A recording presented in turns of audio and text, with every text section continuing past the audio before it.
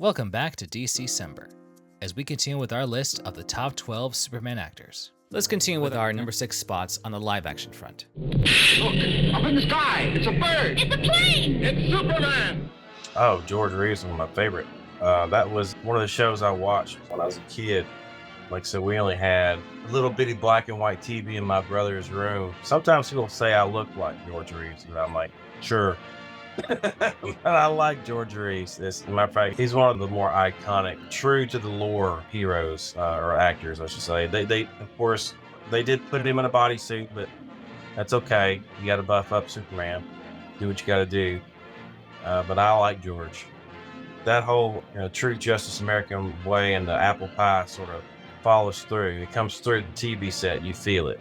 I definitely agree. He definitely brought that all-American, not so much of a macho man kind of brought up Superman, but George Reeves, he really brought a certain level of humanity that I think, not necessarily, I don't think any other Superman had not brought. I felt like he was kind of like one person that I really connected with, especially watching it as a kid when my dad introduced me to it, although it was technicolor, not black and white. I have the black and white now, and I get to appreciate that a little bit more. But no, he just really downright brought, other than Christopher Reeve, I think he was my favorite Superman because of the humanity, but also to making you believe he was Superman, not just because of the superpowers, but because of the personality.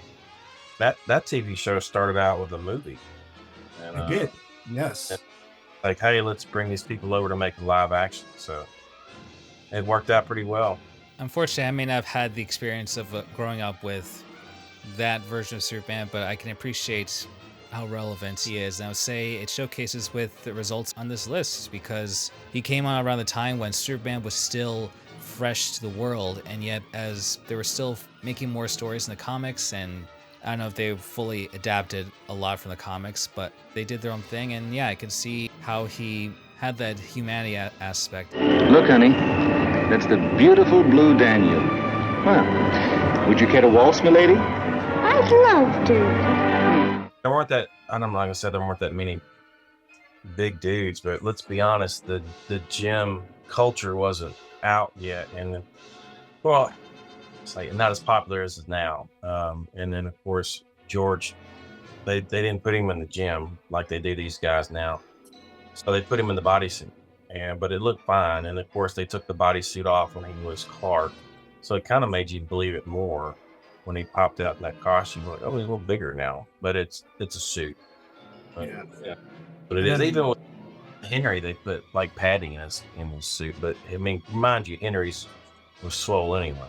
That's what's amazing, how like through each decade, there is always some unique version of Superman that will always be remembered. And through each decade, like what it means to be masculine is always going to be changing. Like, sometimes with the masculinity for body-wise, it was going to be like either it might change to be skinny or being muscular, vastly muscular, like in the 80s, or now just like somewhere in the middle. Yeah.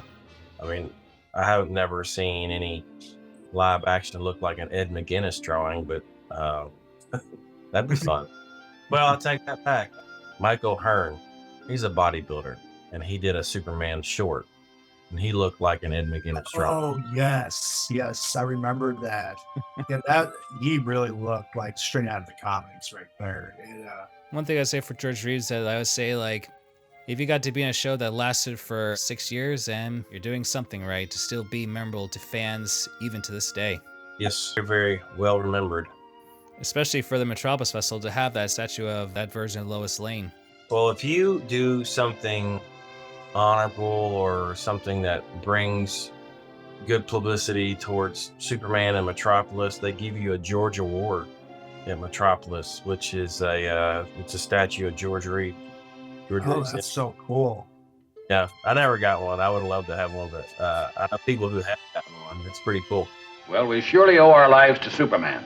All of us. Well, all I can say is if it weren't for Superman, I wouldn't be here.